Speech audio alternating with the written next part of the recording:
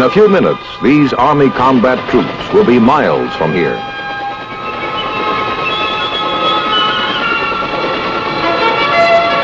They will arrive at the place and at the time dictated by the necessities of their mission. They will pass swiftly over terrain that would take days of travel on foot. They arrive fresh, fully equipped, and ready to function. This is possible because of the strange-looking, savage-sounding machines that brought them, the Army helicopters. And the men who fly the choppers are skilled, highly trained professionals, experts in this new aspect of Army mobility.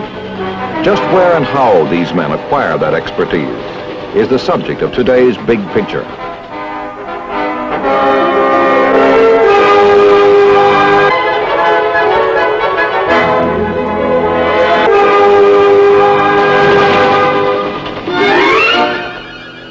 Today, most of the Army's chopper pilots begin their training here at Fort Wolters, Texas.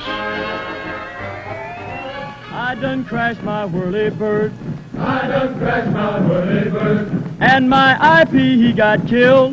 And my IP, he got killed. Oh my goodness, what a thrill. Oh my goodness, what a thrill. You sound off. Charlie come. You got a name with Charlie come. Am I right or wrong? You're right. Can I sing a song? One of the main sources of trained copter pilots is the Army's Warrant Officer Candidate Program.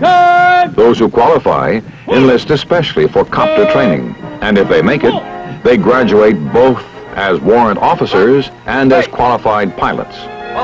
But that day seems a long way off when a candidate first begins his pre-flight training at Fort Wolters, and his new way of life is reflected by his room. Orderly, precise, disciplined.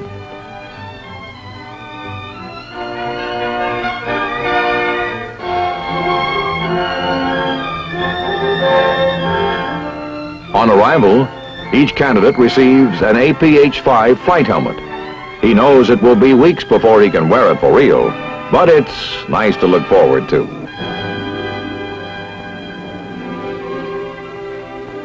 Meantime, in 4 weeks of pre-flight instruction, he is introduced to the why of aerodynamic lift, the how of heavier-than-air flight.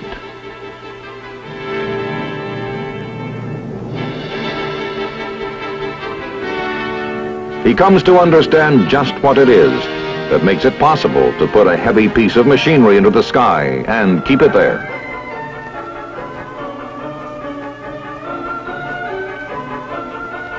He spends a lot of time on his map reading technique because he'll be traveling across the terrain a lot faster than a man on foot who can stop and puzzle things out. He learns a new language, terms like coning and coning angle, rotor tip path plane, blade twist, pendular action, torque reaction. These come to have meaning for him eventually. And just when he thinks the big day will never come, it does.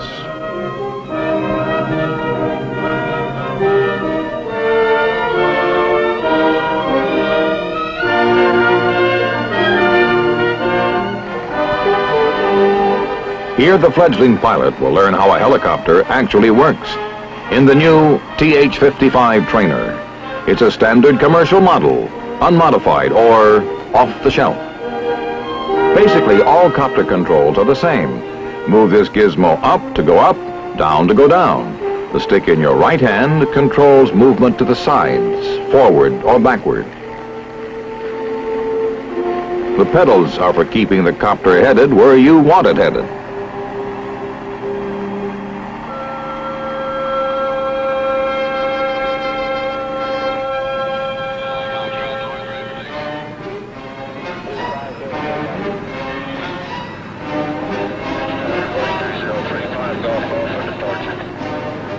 From the main heliport at Wolters, the copters take off to fan out toward the various training fields or stage fields scattered throughout the countryside. On a good flying day, some 400 copters will be in the air, which means a lot of learning is going on.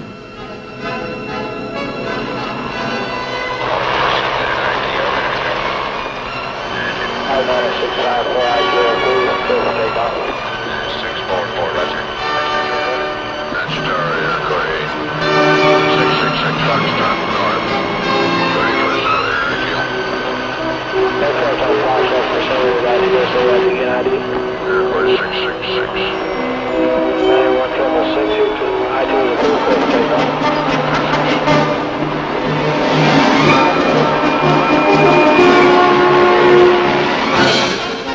During pre-solo, the instructor pilot, or IP, is a civilian from a large company contracted for the job. These civilian experts are real pros when it comes to instructing, and at the various stage fields around Fort Wolters, they really work at it.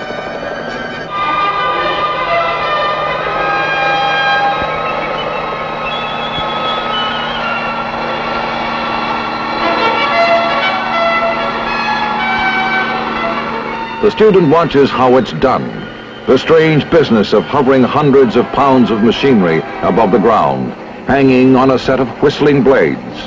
For a hummingbird, it's natural. For a man strapped into a vibrating seat while something that roars and swishes picks him up and holds him, it's an experience.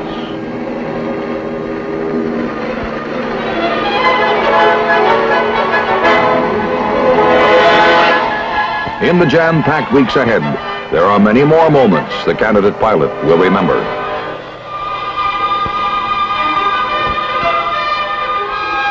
For example, the sudden chilling drop, the first time the instructor cuts power and uses the unpowered whirling blades to bring the chopper down safely in a simulated emergency landing.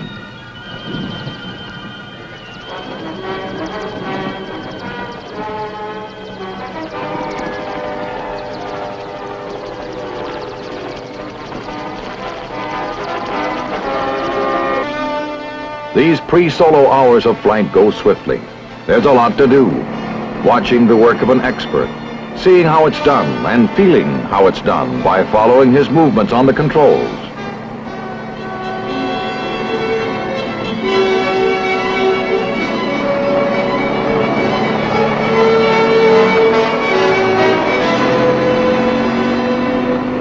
Then comes another moment to remember. Okay, you take it.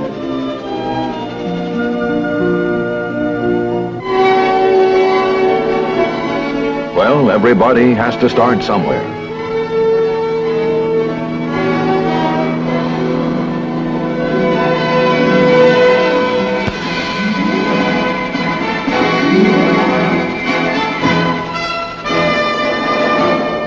Actually, for most of these hand-picked candidates, it doesn't take long to get the feel of things.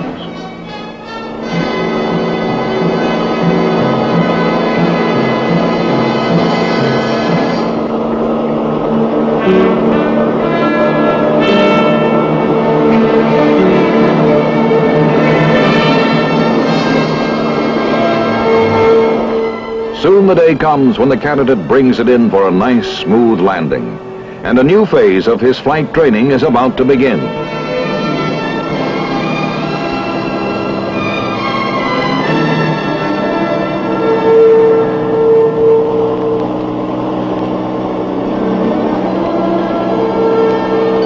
It's time to solo.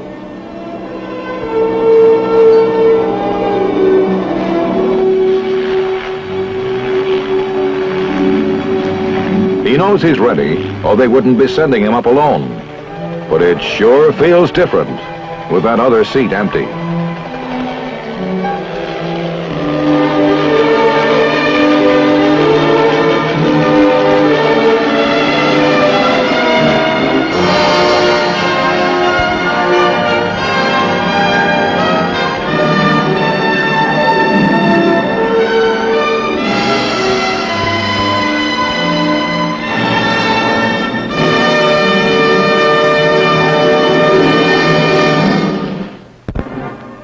That first solo flight is a major step forward, one which deserves and gets the special recognition of his fellow candidates.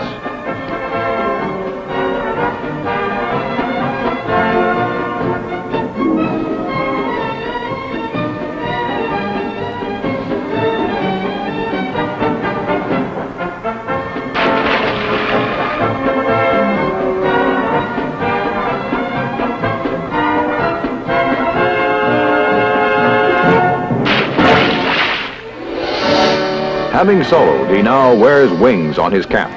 And from now on, his instructors will be experienced Army pilots, almost all of them combat veterans of Vietnam.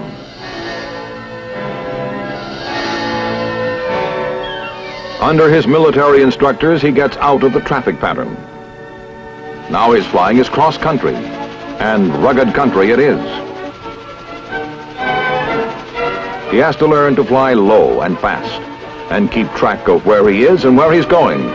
This takes a lot of practice.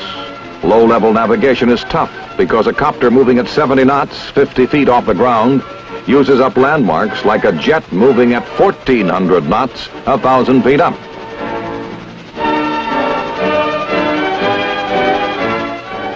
Daily, as the challenges become more difficult, the candidate's ability and confidence grow.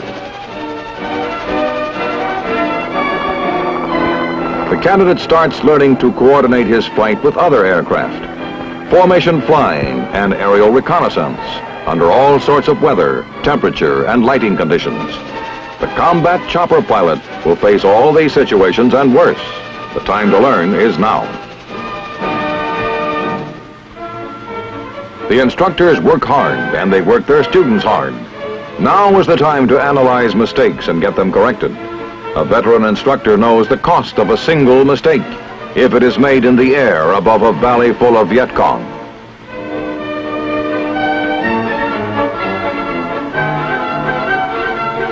And so it goes. Half of each day is spent on the flight line, and the other half in classroom instruction, until, almost before he realizes it, he's graduating.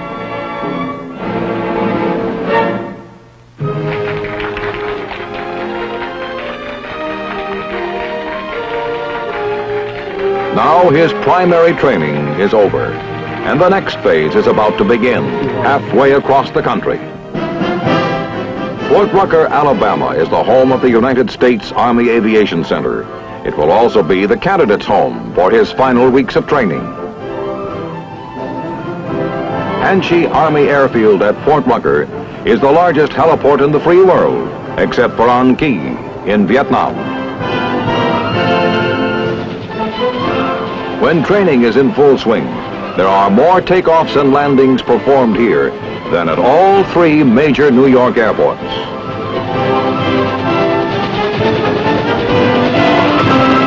From here, on an average day, some 600 copters will be operating, and this takes elbow room, well over 3 million square feet of concrete hardtop. Still, the individual candidate is really interested only in the space it takes to accommodate one chopper, his. And for the first 50 hours of flying here at Rucker, that means the TH-13T, which is specially equipped for instrument training.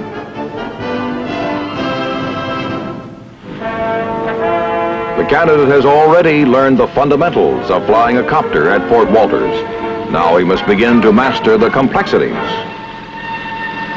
At first glance, it looks like a lot of instruments to keep track of. And it is, but oddly enough, that isn't the problem so much as learning to trust the instruments.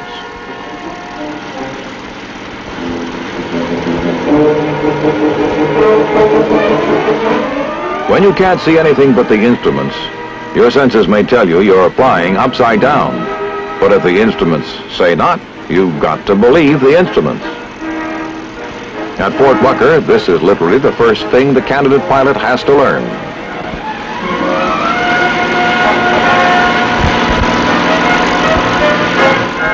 Once he has learned to trust his instrument panel rather than his easily fooled senses, the candidate learns to use that trust. He learns to navigate from point to point by homing on radio beacons, an activity known as ADF operations.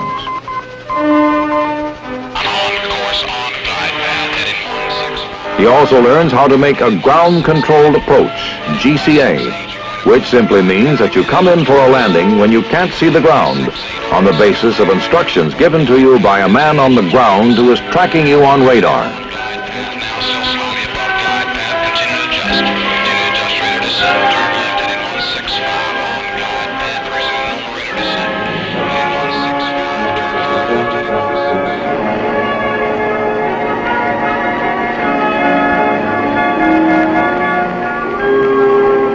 It takes a bit of learning, but it's worth the effort. This ability is like a ship's life raft. When you need it bad.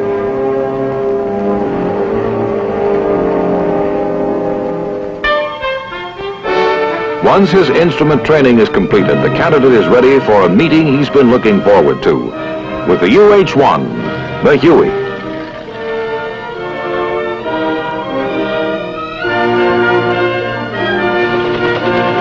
Fast, streamlined, gas turbine powered. This is not another trainer. This is the tough and versatile veteran aircraft that has proven itself in combat. This, he feels, and well he might, is the real McCoy.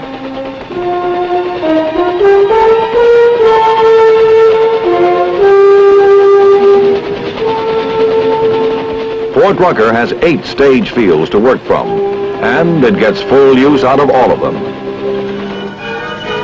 Here the candidate practices and re-practices under the experienced eyes of his veteran instructor. Landings with power and without. And the candidate cannot now be satisfied just to land without bending the hardware. He must land by the book and on the spot.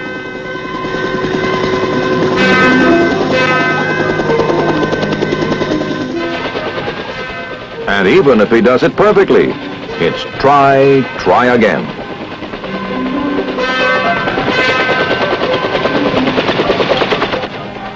As the candidate's skill develops, he faces the challenge of working in and out of some ticklish places. As the book calls them, pinnacles, confined areas, and slopes. As he circles to check it out, this confined area looks like just what his instructor says it is. A circle of perfect safety surrounded by disaster. If you should come in too steep or too close to the trees, or make any one of a dozen wrong moves, you could, as they say in chopper circles, roll it up in a little ball.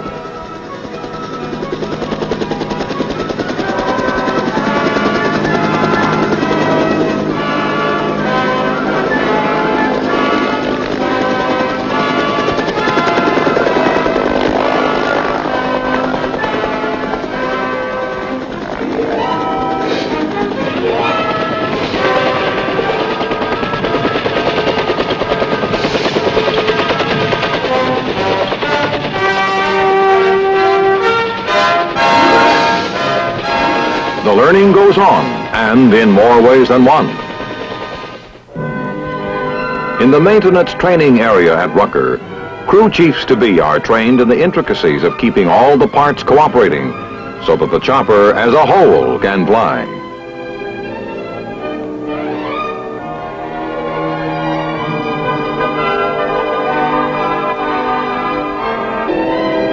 No potential pilot can afford to ignore the maintenance end of things either. Here at Rucker, each candidate pilot becomes familiar with the basic operational systems of the helicopter.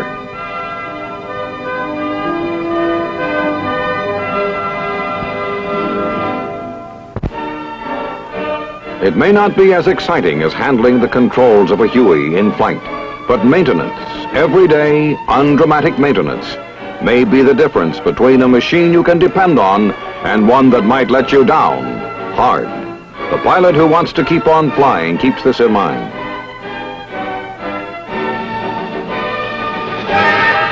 And they do keep on flying, sharpening their skills, practicing the techniques that are part of combat aviation, like low-level, high-speed approaches to a target area in an armed copter.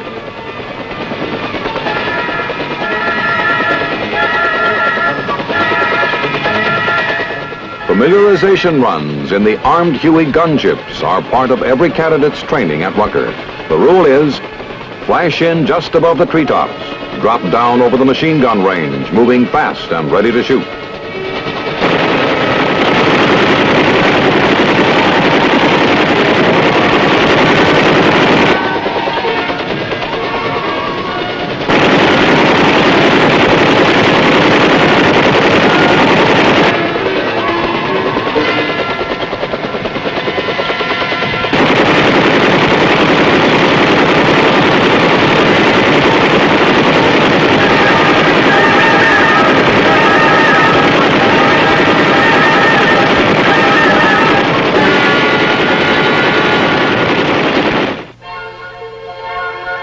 Finally, everything the candidate pilot has learned is put to the test during an 8-day problem in the field toward the end of his stay at Rucker.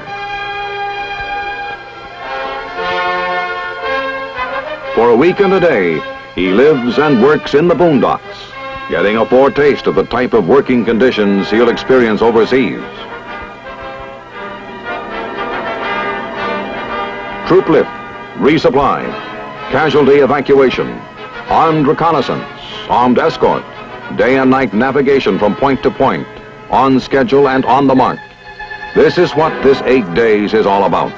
And there's no doubt in anyone's mind as to the reality of the operation they are preparing for. Here, the instructor pilots, like the battle-seasoned veterans the newcomers will fly within the combat zone, act as older brothers, advisors, and examples.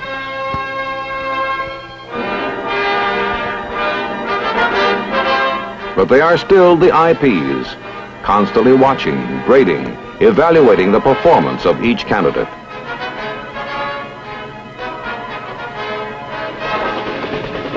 And by now, that performance is at a fairly high level.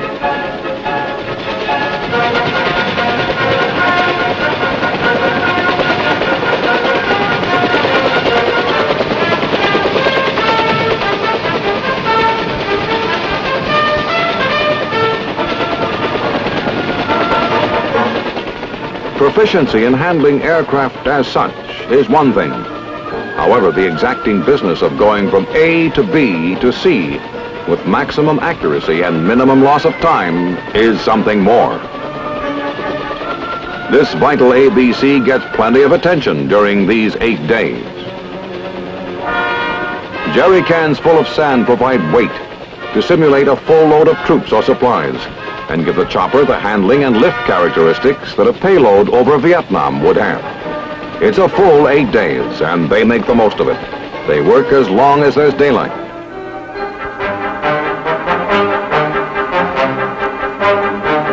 Then they work some more when there is no daylight.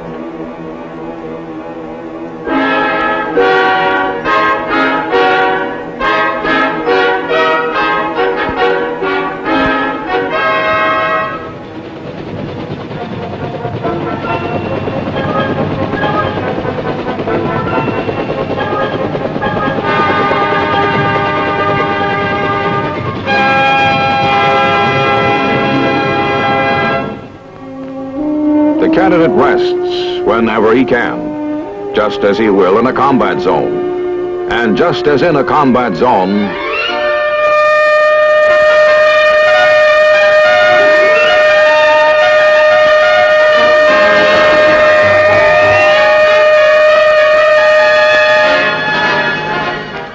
this is called an eagle flight. No warning, just the knowledge that at any time, day or night, the alarm may sound. And from that moment, everyone is moving against a stopwatch.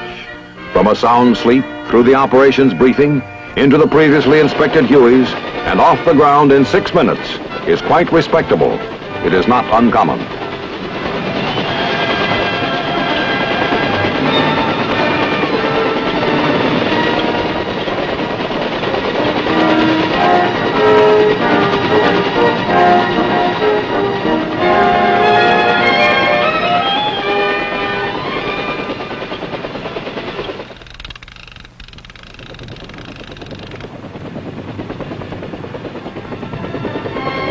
It has become a tradition that when the intensive 8 days in the field are completed, the candidates fly over the post in mass formation.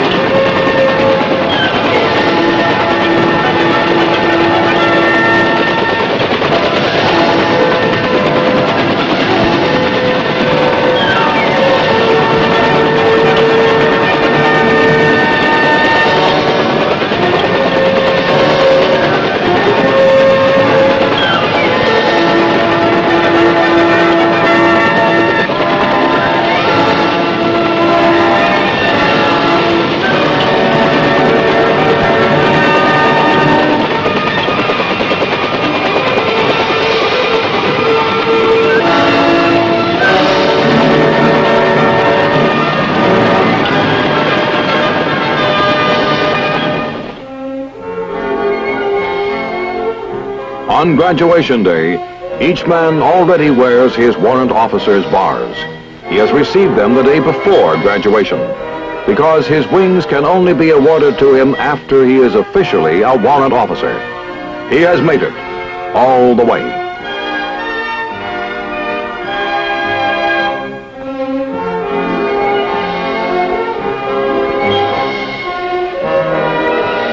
The man who graduates here is a qualified pilot, skilled and ready, and much needed. His next duty station will in all likelihood be Vietnam. And in Vietnam, the reason for all the effort and training and complex machinery remains: to make the man with the dirty boots and the clean weapon more effective. To get him to his objective faster, safer. To deliver him fresher, more ready, more able. To keep him better supplied in the combat zone.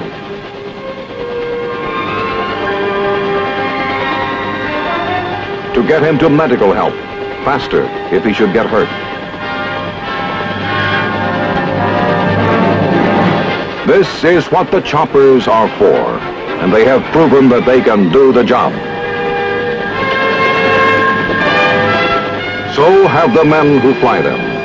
They are no less than what we called them at the start: skilled, highly trained professionals.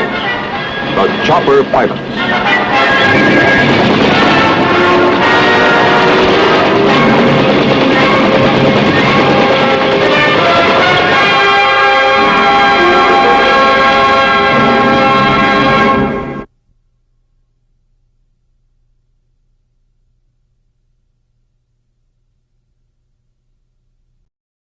He got killed. Oh my goodness, what a thrill. Oh my goodness, what a thrill. You sound Charlie Combs. You got a name with Charlie Combs. Am I right or wrong? You're right. Can I sing a song? One of the main sources of trained copter pilots is the Army's Warrant Officer Candidate Program. Those who qualify enlist especially for copter training, and if they make it, they graduate both as warrant officers and as qualified pilots. But that day seems a long way off when a candidate first begins his pre-flight training at Fort Wolters and his new way of life. They will arrive at the place and at the time dictated by the necessities of their mission. They will pass swiftly over terrain that would take days of travel on foot. They arrive fresh, fully equipped, and ready to function. This is possible because of the strange-looking, savage-sounding machines that brought them, the Army helicopters. And the men who fly the choppers are skilled, highly trained professionals, experts in this.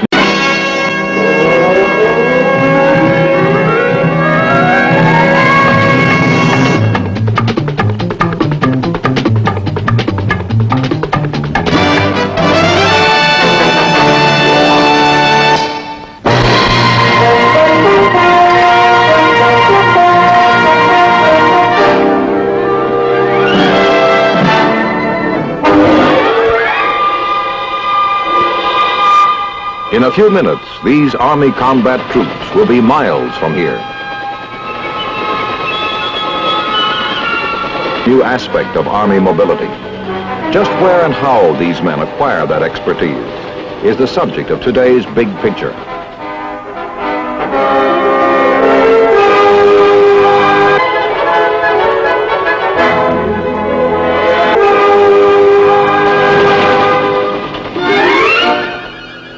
Today, most of the Army's chopper pilots begin their training here at Fort Wolters, Texas. I done crashed my whirly-bird, I done crashed my whirly-bird. and my IP, he got killed. And my Is reflected by his room. Orderly, precise, disciplined.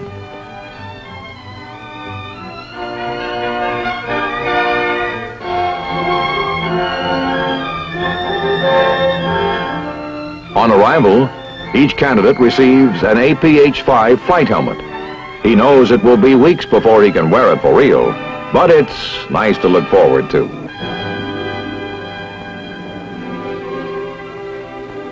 Meantime, in 4 weeks of pre-flight instruction, he is introduced to the why of aerodynamics.